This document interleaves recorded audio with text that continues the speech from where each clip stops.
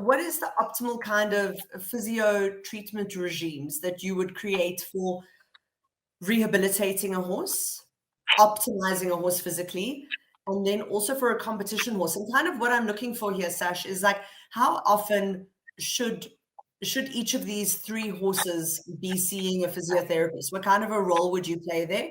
And I would also like you just to maybe briefly talk about the role that owners have to play in the physical rehabilitation of these. Obviously, the physio drives it, but that owners do need to do the work in between. Yeah. So I think for acute injuries, if it is where we are now stepping in an acute injury, whether it's a suspensory or whether it's a kidney spine case now, we generally try and do once a week for a few weeks, that we just hold your hand a little bit, that we do all our hands-on therapies before we just give you an exercise prescription and we send you off on your way.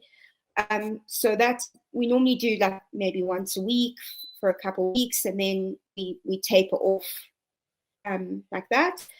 If you are looking at a hack horse, or you're doing low-level competition, low-level, I mean prelim, novice dressage, 90 centimeter show jumping, a meter show jumping, short endurance rides, hacking up, that kind of thing. I think getting your horse checked out once every 2 months or once every 3 months is a good indication.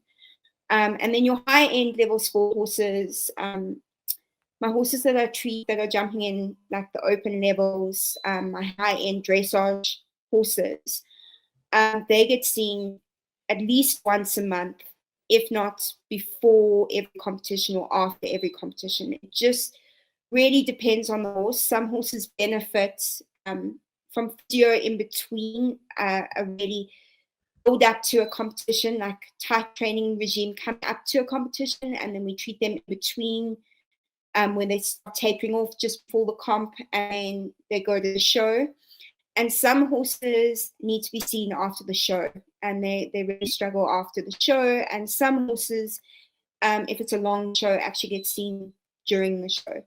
But then again, you've got to tailor your physio sessions accordingly, because I generally like to tell owners, like, please give your horse a day off the next day, or please like lower the work the next day. Because I mean, you know what you feel like when you go to the physio or the chiro or anything. You feel like terrible before you feel better, So you don't want to be working them too hard. So if we do treat them through the show, we have to adjust our therapy sessions accordingly, so that next day the horse actually feels good.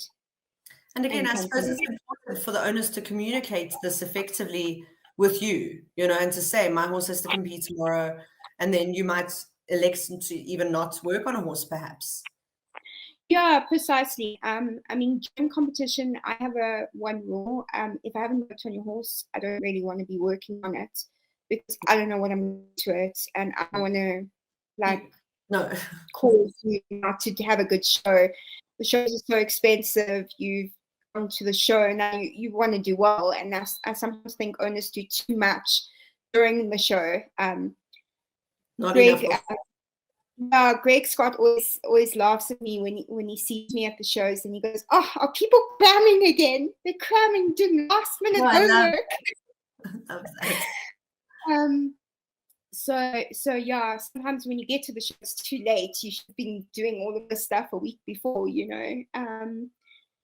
Yeah, and then the last thing to kind of touch on in your previous question is that please do your exercise physio gave you. I mean, there's a reason that we're giving you physio exercises and prescribing you all of this. It's kind of like going to the doctor. You pick up your script, but you never go to the pharmacist and go and collect your meds, or you never take your antibiotics. Your exercises are actually your medicine. Oh, I love that. That's such a great way of looking at it. I really enjoy that.